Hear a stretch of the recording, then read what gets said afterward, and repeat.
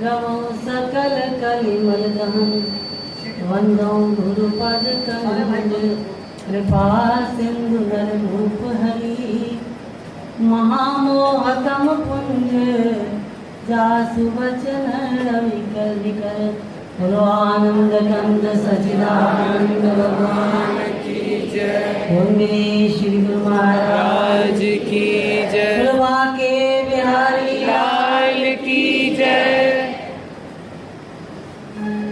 भगवान के पावन सानिध्य में मंचासीन संतवृंद, पूज्यपाद आचार्य जी महाराज, सुबह के जन, प्यारे सासंग जी,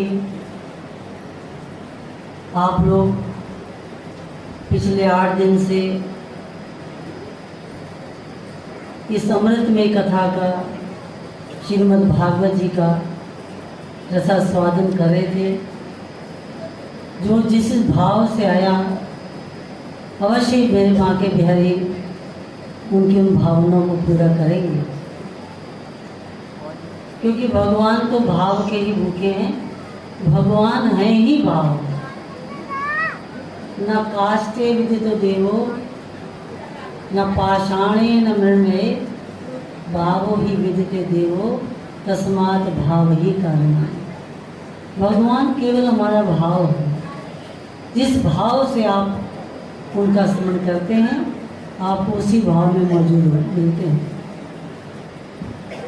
जन्माष्टमी का पावन उत्सव, भगवान का अवतार दिवस बड़े भाव चाव से आप लोगों ने मनाया और आज छठी है। भगवान सच्चिद आनंद है। वो जीव को सत्य का बोध कराने आते हैं। जब उनके सत्व भावों को जीव अपने हृदय में धारण कर लेता है तो उसे आनंद की अनुभूति निश्चय होती है। कल भी इसी विषय पर चर्चा हो रही थी कि भगवान के अवतार का हेतु क्या है। भगवान ने बहुत अवतार लिए। आपने श्रीमद् भागवत कथा में अनंत अवतारों का वर्णन सुना कि भगवान ने बहुत से अवतार। फिर मुख्यतः लोग कहते हैं कि निमित्त अवतार, आवेशावतार, प्रवेशावतार और संत अवतार, ये 4 प्रकार के अवतारों की बात की जाती है। निमित्त तो आप जान ही रहे हो कि भगवान कृष्ण का अवतार का हेतु क्या था। विप्रधेनु सुर संत हित लीन मनुज अवतार निज इच्छा निर्मित तनु माया गुरु गोपाल। वो सो अपनी इच्छा से ही, वो दुनियादारों की तरह नहीं आते, क्योंकि वो भगवान है। समस्त शक्तियाँ उनमें स्वतः ही मौजूद है। मेरे गुरु माँ जी कहते थे कि संत जो है वो कुछ ईश्वर की कृपा से, ईश्वर की दया से उन शक्तियों को प्राप्त करते हैं, तब वो ईश्वर स्वरूप बन करके ईश्वर का कार्य करते हैं।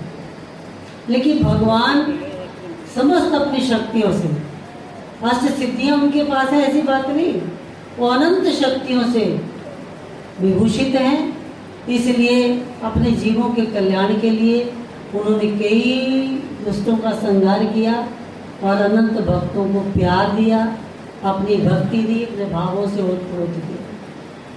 अब हमारा भाव उनके प्रति कैसा है? अपने हृदय में हम लोग अपने भावों को संजोएं और अपने हृदय को, जैसा बार बार व्यासपीठ से आवाज़ आ रही थी कि जब तक अंतःकरण निर्मल नहीं है, पवित्र नहीं है, शुद्ध नहीं है, उज्जवल नहीं है ना। मान लो आपको अपना चेहरा दिखना, दर्पण तो है, लेकिन दर्पण पर इतनी मोटी तह चढ़ी हो गंदगी की, कितना ही सामने कर लो, हमारे चेहरे में क्या दोष हैं, क्या गुण हैं, हमें दिखाई नहीं पड़े। अंतःकरण भी दर्पण है, शीशा है। जब हम भगवान की उपासना करते हैं तो दर्पण में पता लग जाता है कि हमारा ईश्वर से कैसा संबंध है, कितना प्रेम है, कैसी भक्ति है ना। अभी जितेंद्र जी गा रहे थे पागल हो गए हो, पागल हो जाना बहुत अच्छी बात है। वो पागल नहीं जो मनमानी करते हैं। गुरु महाराज जी एक भजन सुनते थे हमसे, एक दादा लवदे प्रीतम नु एक पढ़ के कोल बिठा लेंदे, एक मंदिरों खाली मुड़े आंदे, एक कर भी चराव नु पालन। बुल्ले शाह के भजन महाराज जी बहुत सुनते थे, है ना। तो पागल हुआ जिसने गल को पा लिया, जिसको बात प्राप्त हो गई। क्या बात प्राप्त हुई कि जो हमारे जीवन का लक्ष्य है, उस लक्ष्य को अगर हमने प्राप्त कर लिया तो ये पागलपना समस्त विकारों से, एक्चुअल में जो पागल हुए पड़े हैं संसार की माया प्रपंच में उलझे हुए, हम अपने आप को नहीं पहचानते, तो ये पागलपन दूसरे ढंग का है। लेकिन ईश्वर के प्यार में पागल हो जाना ये बहुत बड़ी। तो जो प्रीतम अपने प्रेमी नू पागल कह के गल ला लेंगे, जब वो अपने आप को भुला देता है, अपने आप को लय कर देता है, तो भगवान भी उसको पागल कह के अपने गले से लगा लेते हैं। तो ये पागल बनना तो बहुत बड़ी बात है। हम तो चालाक ही बहुत हैं और भगवान को चालाकी पसंद नहीं है। हमारा जो स्वरूप देखने में नजर आता है, हमारा ये स्वरूप है नहीं। हम कुछ अंदर से कुछ और हैं, है ना। कहे दास तो अंदर काला है, बाहर से गुरुमुख काला है, कहता कुछ है करता कुछ है, तो बाहर भीतर एक नहीं है। इसलिए भी भक्ति की ये तो रीत नहीं, तन और कहीं मन और कहीं। तो मन का जो दर्पण काला है वो हमको पता है कैसा है। जब कुछ प्रपंच करोगे ना, छल कपट करोगे, तो एक मन रोकता नहीं कि नहीं करना चाहिए, दूसरा कहता कौन देख रहा है।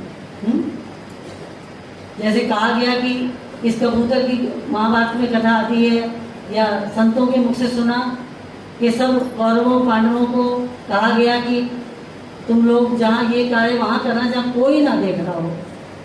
अब सब तो कार्य करे आए, कौन देख रहा है, कोई नहीं देख रहा। लेकिन युधिष्ठिर महाराज ने वो कार्य नहीं करा, और मैं तो देख रहा हूँ, मेरे अंदर जो परमात्मा है वो देख रहा है। कि कैसे हो सकता है कि मैं बिना देखे, कोई नहीं, ऐसी बात नहीं। तो ईश्वर सर्वव्यापक है, वो हर समय हर कार्य में हम क्या कर रहे हैं, हमारा ख्याल आया नहीं तो समझो वो मौजूद है। हमारे दिव्य ख्याल आ रहे हैं तो भी उन्हीं की प्रेरणा से आ रहे हैं, और अपवित्र ख्याल जो आ रहे हैं वो हमारी प्रेरणा से आ रहे हैं। तो दिव्य ख्यालों से ओतप्रोत होने के लिए हर समय अपने चित्त को चिंतन में लगाना होगा। मैंने मधुसूदन जी की टीका में कथा पढ़ी कि एक पंडित जी बड़े भोले वाले थे, पवित्र अंतःकरण थे। अब किसी ने कुछ मांगा नहीं, कुछ कहा नहीं, लड़की थी उनकी बड़ी होगी, शादी करनी थी, तो कहने लगे दुनिया वालों से क्या मांगूं। तो हनुमान जी को राम कथा बड़ी अच्छी लगती है, तो मैं राम कथा उनको सुनाता हूँ, उनकी दया आएगी तो 1000 मुद्राओं की बात है, विवाह हो जाएगा, कोई दे जाएगा तो ठीक है। भगवान तो सर्व समर्थ है, कुछ भी दे सकते हैं। तो अपने मन को कहा दुनिया से क्या कहना है, चलो राम कथा हनुमान जी को सुनाएंगे।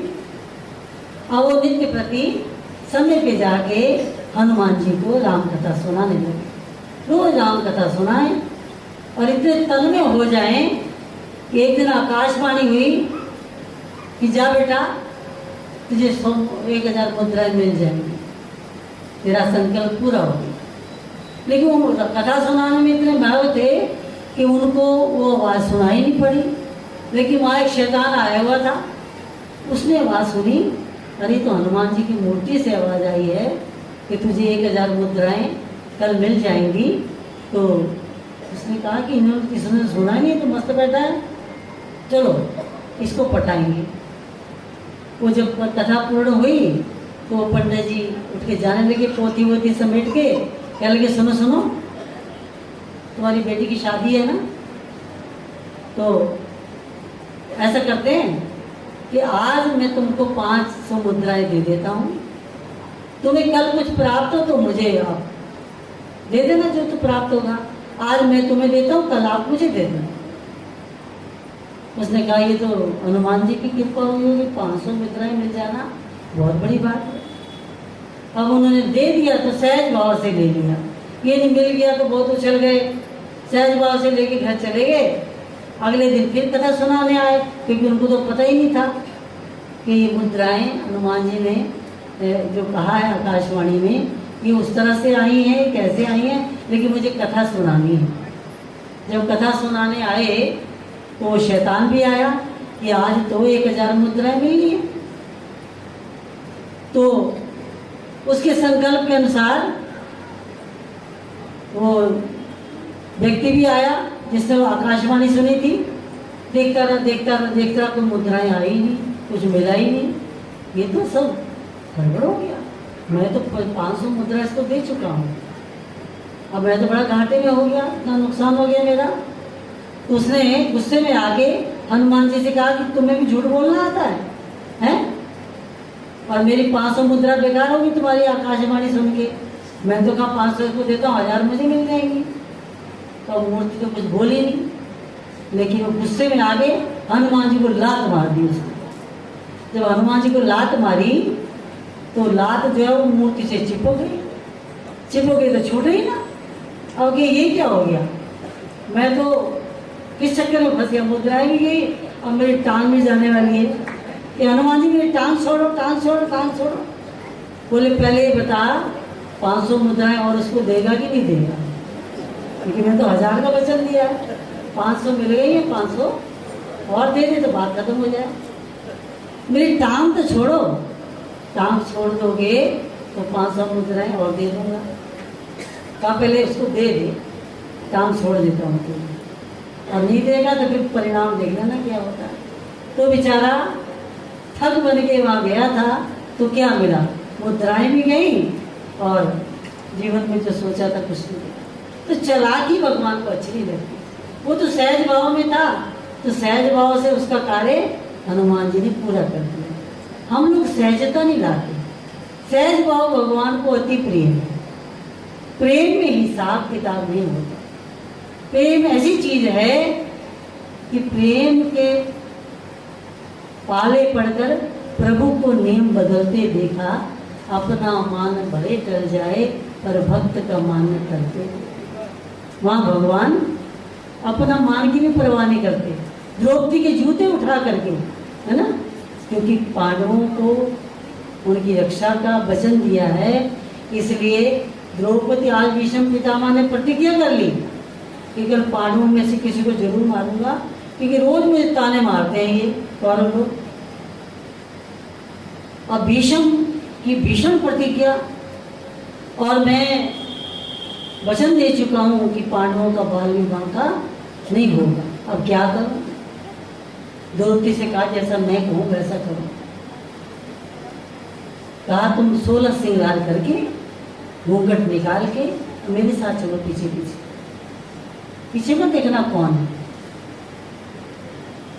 और भगवान ने एक दासी का वेश बनाया और द्रौपदी के पीछे पीछे पीछे पीछे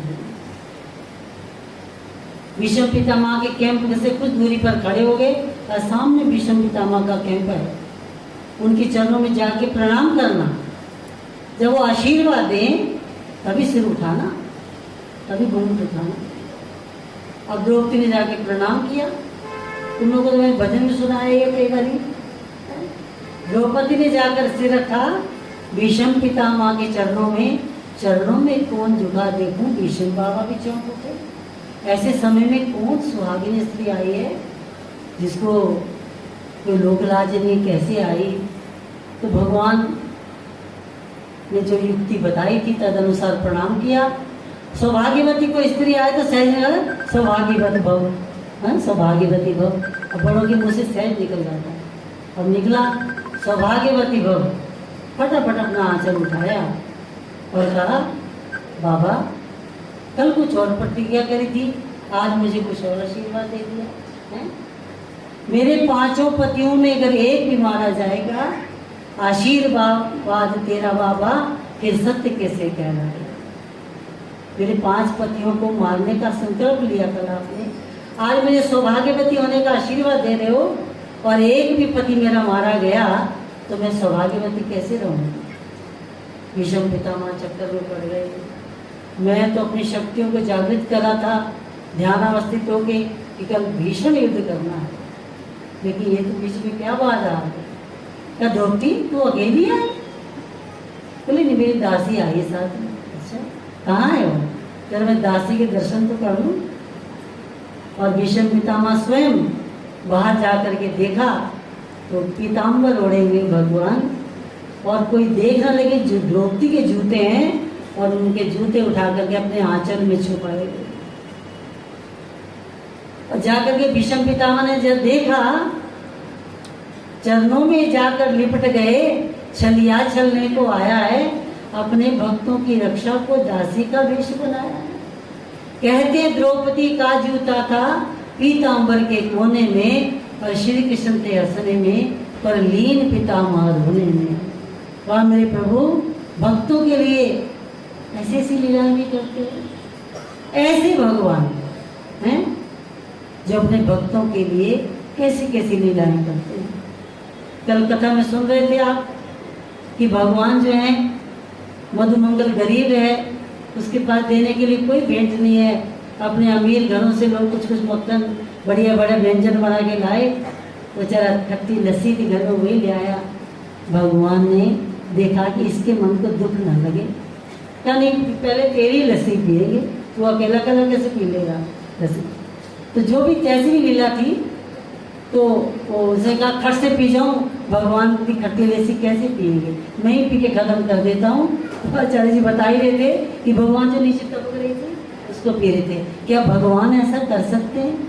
जो सब सृष्टि का नियंता है, जिनके इशारे मात्र से कुछ भी हो सकता है, उनके प्रेम के लिए हिसाब किताब, हम बहन जी बहुत प्रेमी हैं, हिसाब किताब बहुत करते हैं। क्यों?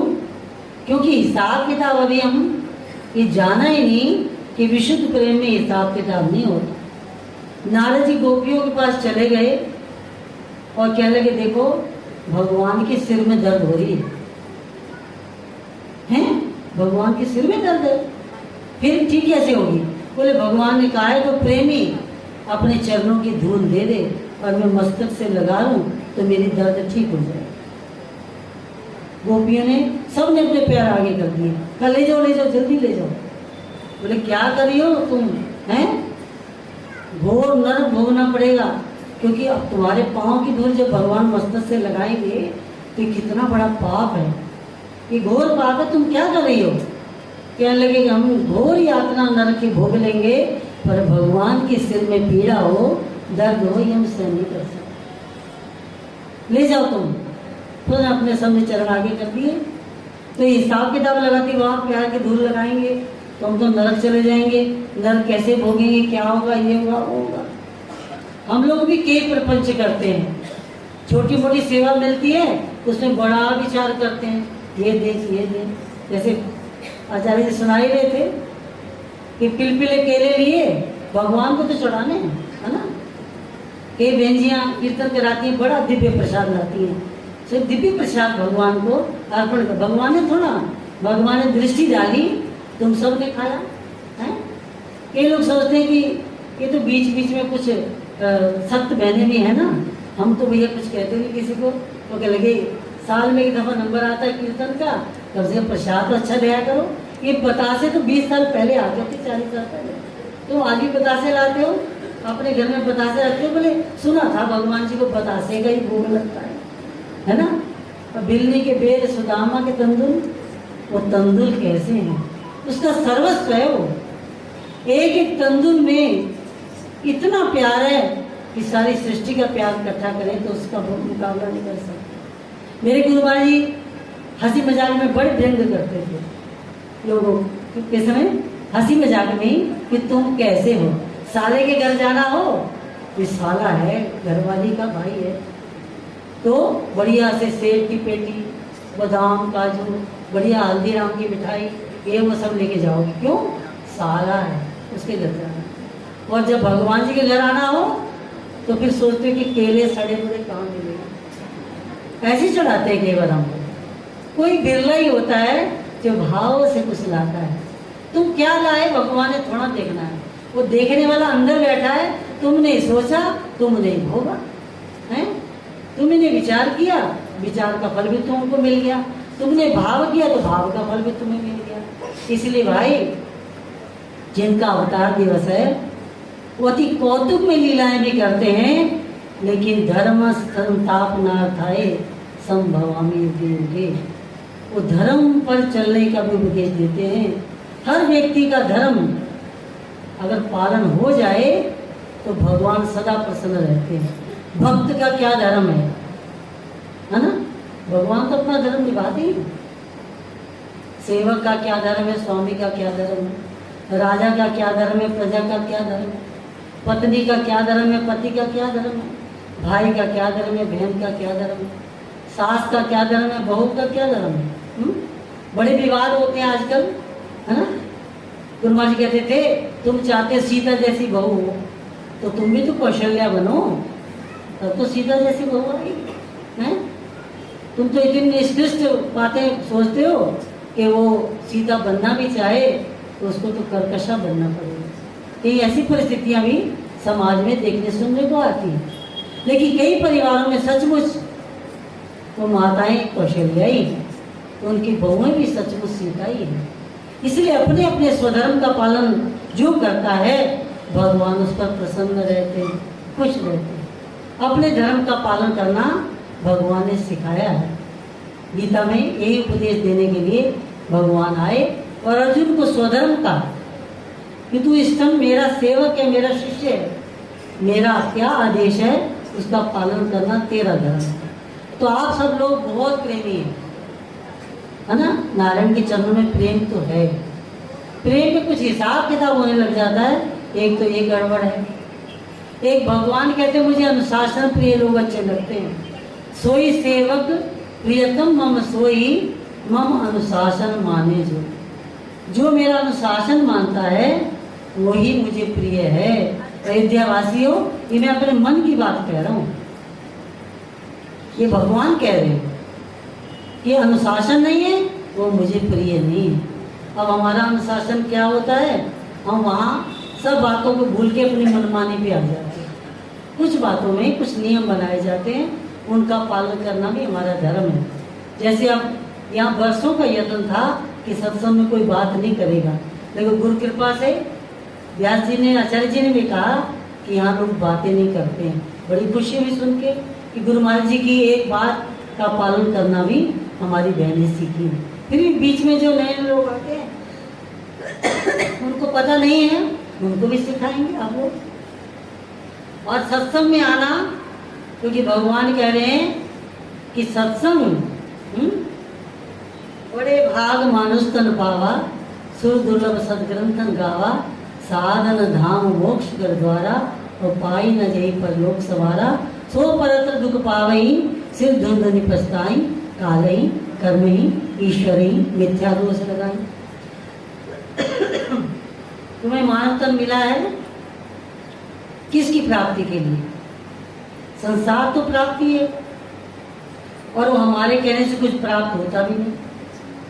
जो पड़ोसी के पास है वो हमारे पास भी हो जाए, ये हमारे सोचने से कभी होता नहीं। जो प्रारब्धवश हमें मिला हुआ है वो ही मिलेगा, क्योंकि प्रारब्ध पहले बनी, पीछे बना शरीर। प्रारब्ध तो पहले बन चुकी है, जो तुम्हें मिला है वो पहले से उपलब्ध है, प्राप्त है प्रारब्धवश, है ना? तो तुम्हें किसके लिए शरीर मिला? साधना करने के लिए। साधन क्या है? ईश्वर प्राप्ति के लिए कुछ न कुछ साधनों को अपने जीवन में अपनाना चाहिए। साधन से साध्य भगवान मिलते हैं, इसलिए साधना का धाम ही मनुष्य तन, और फिर मोक्ष का द्वार है। इसको प्राप्त करके तुम मुक्त भी हो सकते हो। मन तन में हो जाए भगवान में, कृष्ण में इस कदर खो जाए जैसे गोपियों का खो गया था। उनके कई जन्म के तप थे। आज आप एक सीढ़ी चढ़े हो, कल दूसरी सीढ़ी पे पैर आएगा, फिर तीसरी पे आएगा, एकदम छत पे नहीं जाया जाता। आज आप यहाँ तक पहुँचे हैं कि धीरे धीरे धीरे धीरे आपकी यात्रा उत्थान की ओर जाएगी, आप पतन से बच जाएंगे। इसलिए साधना का धाम और मोक्ष का दरवाजा है ये मानव तन। इसको प्राप्त करके साधन कुछ ना कुछ जरूर करना है। उसमें शास्त्र सम्मत करोगे, है ना, अपनी मनमानी करने से न सिद्धि आपनोति न सुखम न प्राम गति। फिर उससे क्या होता है, न सुख मिलता है, न कोई गति को दिशा मिलती है, और लोग की तो बात ही छोड़ो, वहाँ तो क्या मिलेगा पता नहीं। हम पूजा पाठ भी कुछ अपने ढंग से करते हैं। आज शास्त्री नगर की बहनियाँ आई हुई हैं, इसीलिए थोड़ा सा ही विषय उठा रही हूँ। हमारी बहनें बहुत प्रेमी हैं, सुबह सब मंदिर में आती हैं, पूजा करती हैं। ये बताओ तुम पहले नहाते हो कि पहले कपड़े पहनते हो? बताओ, पहले नहाते हो ना। पहले मान लो वो तो भगवान है, सर्वप्रथम प्रणाम किया जाता है। पहले प्रणाम करते हो, फिर भगवान को स्नान कराओ, फिर उनको वस्त्र पहनाओ, फिर चंदन टीका ऐसे लगाओ जैसे दर्पण में देख के अपने माथे पे लगाती हो। क्या टेढ़ा तो नहीं लग गया? भगवान की आंख में उंगली गई तो वहाँ लगा दिया, नाक में उंगली नाक में लगा दिया, गाल में ये गाल में लगा दिया। तो भगवान है ना, वो भगवान है तो उनके साथ ये भी है। ये तो बहुत गलत व्यवहार है। ये तो पूजा की विधि ना हुई, ये तो फिर मन गणत बात है। फिर भी भगवान बड़े करुणा निधान है, तुम्हारे आने मात्र से ही वो प्रसन्न हो जाते हैं कि मेरे पास आया तो सही, है ना। स्नान कराओ, फिर वस्त्र चढ़ाओ, फिर चंदन टीका लगाओ, फिर पुष्प अर्पण करो, फिर भोग प्रसाद अर्पण करो। मैंने कई बहनों से कहा भोग लगाओ, अपना पात्र साथ ले जाओ। एक कटोरी ठाकुर जी के लिए खरीद लो ना, अपने लिए गहने कपड़े बहुत बनाते हो, एक कटोरी बना लो, है, उसे भोग रखा, ठाकुर जी के सन्मुख रखा, अपनी भावना से अर्पण किया, प्रसाद बनाया, घर ले गए। यहाँ जो फेंक फेंक के जाते हो, है ना, फल तो फिर भी चलो उठा करके रख दिए जाते हैं। कई लोग जबरदस्ती गणेश जी की सूंड में गुड़ ठूस के जाएंगे, क्या उनका दम घुट जाए, है ना। भगवान है, क्या भगवान के साथ यही बिहेव करना चाहिए? तो बहनें पूजा करती हैं, और शिवरात्रि को तो भोले बाबा ही जितना कुछ सहन करते हैं और किसी के बस का नहीं है। ये तो लोटे में लोटे, लोटे में लोटे, 2 मिनट लहर में लग जाओ, आराम से पूजा करो, कोई बर्दाश्त नहीं। क्योंकि जल्दी घर जाना है, चाय पीनी सिर दर्द होगी, चाय पी के आ जा करो, भगवान नाराज नहीं होते। तुम असमर्थ हो, चाय पी लो, दूध पी लो, नमक हम नहीं लेते हैं। असमर्थ के लिए ये जरूरी है कि आप लोग कुछ कर सकते हैं, कुछ ले सकते हैं, लेकिन पूजा करो तो पूजा ढंग से करो। थोड़ा सा, बहुत ढंग तो उनको नहीं आता, इतना थोड़ा बहुत है, जितना आ सकता है उतना तो करो। इसलिए प्रेम से, शास्त्र सम्मत तो बहुत सारी बातें हैं, अष्टांग, मैं कह रही हूँ कि प्रणाम की भी विधि अलग होती है ना, लेकिन चलो तुम जैसे भी कर सकते हो वैसे ही ठीक है। इसलिए पहले आके ठाकुर को प्रणाम ही करना चाहिए, है ना। पहले आके मेरे प्रणाम करेंगे, फिर भगवान जी के प्रणाम करेंगे। तो मैं भगवान से बड़ी हूँ, है, मैं तो उनके चरणों की धूल का एक कण भी नहीं हूँ। अभी आचार्य जी ने मुझे यशोदा बना दिया, मैं कि कम से कम उनके वृंदावन का एक पत्थर ही बना दोगे तो भी बहुत बड़ी बात है। भावना उनकी है, अर्पण ठाकुर जी को है। इसलिए भावो ही विद्यते देवो तस्मात् भावी कारणम। आप लोग भावना से कुछ भी करोगे आपको निश्चय उसका फल प्राप्त होगा। आप लोग बहुत प्रेमी हो। शुक्रवार को सर्दियों में 3 से 5 और गर्मी में 4 से 6 सब बहनें आती हैं, कीर्तन करती हैं ये लोग और आनंद लेती हैं। जीवन का जो लक्ष्य है उसकी प्राप्ति भी उसी साधन के द्वारा होती है। आते आते जब मन लगने लग जाएगा, फिर पहले ध्यान की विधि बताई थी, लेकिन ध्यान में बहनों को आनंद नहीं आया तो मैं क्या उन्हें प्रशंसा कीर्ति गाई, यही मेरे चलो सुगम मोई भाई।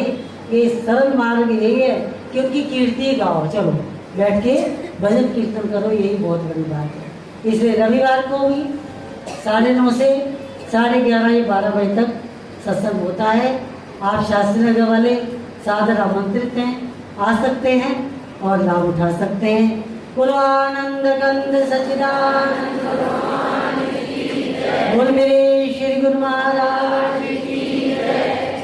जैसा मैंने कल भी कहा, कलश वाली बहन जियाँ थोड़ा ऊपर चली जाए, व्यवस्था कहाँ है जी?